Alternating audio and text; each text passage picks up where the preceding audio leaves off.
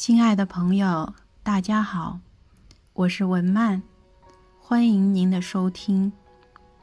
今天我们共同分享朱自清的散文《背影》。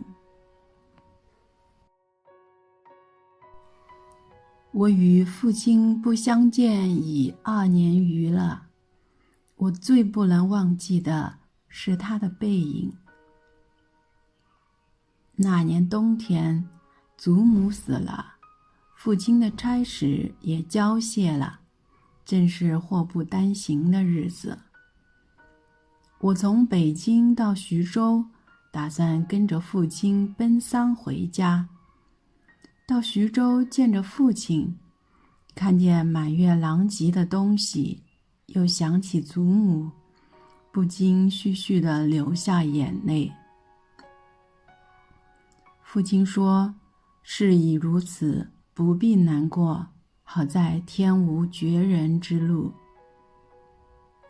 回家变卖点质，父亲还了亏空，又借钱办了丧事。这些日子，家中光景很是惨淡，一半为了丧事，一半为了父亲赋闲。丧事完毕，父亲要到南京谋事，我也要回北京念书，我们便同行。到南京时，有朋友约去游逛，勾留了一日。第2日上午，便须渡江到浦口，下午上车北去。父亲因为事忙，本已说定不送我，叫旅馆里一个熟识的茶房陪我同去。他再三嘱咐茶房甚是仔细，但他终于不放心，怕茶房不妥帖，颇踌躇了一会儿。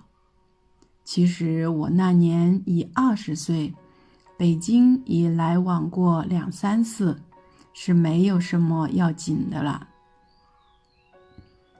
他踌躇了一会儿，终于决定还是自己送我去。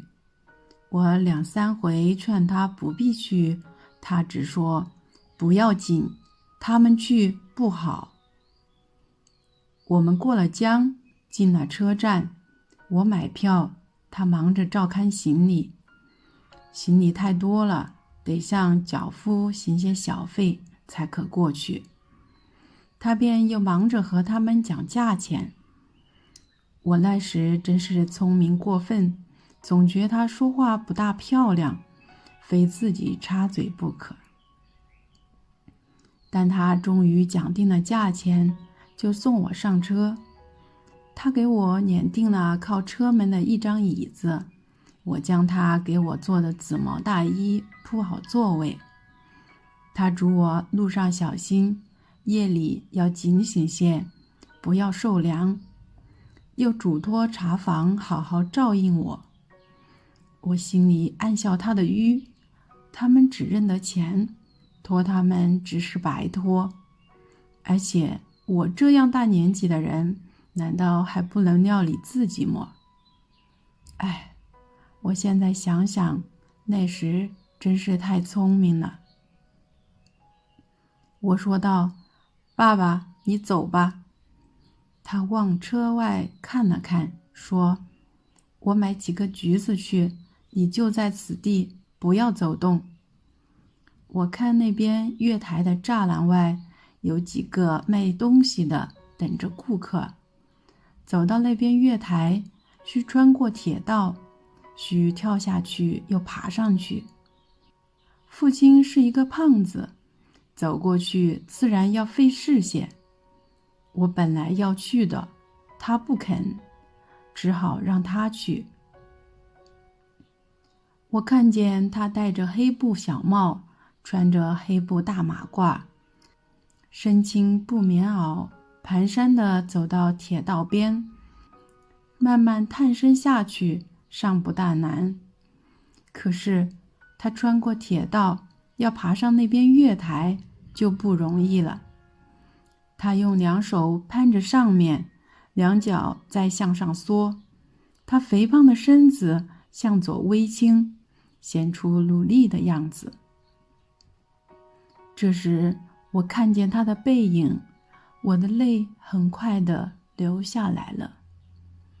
我赶紧拭干了泪，怕他看见，也怕别人看见。我再向外看时，他已抱了朱红的橘子往回走了。过铁道时，他先将橘子散放在地上，自己慢慢爬下，再抱起橘子走。到这边时，我赶紧去缠他。他和我走到车上，将橘子一股脑儿放在我的皮大衣上。于是扑扑衣上的泥土，心里很轻松似的。过一会儿说：“我走了，到那边来信。”我望着他走出去，他走了几步，回过头看见我，说：“进去吧，里边没人。”等他的背影混入来来往往的人里，再找不着了，我便进来坐下，我的眼泪又来了。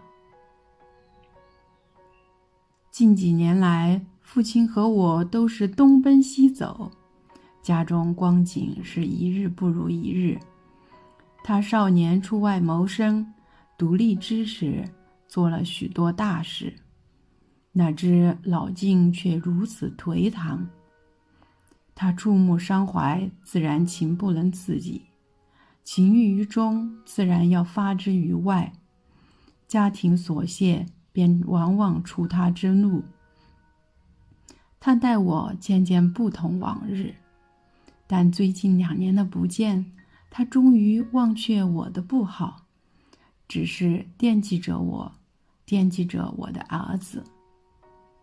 我北来后，他写遗信给我，信中说道：“我身体平安，唯膀子疼痛厉害，举箸提笔居多不便，大约大去之期不远矣。”我读到此处，在晶莹的泪光中，又看见那肥胖的青布棉袄黑布马褂的背影。唉，我不知何时再能与他相见。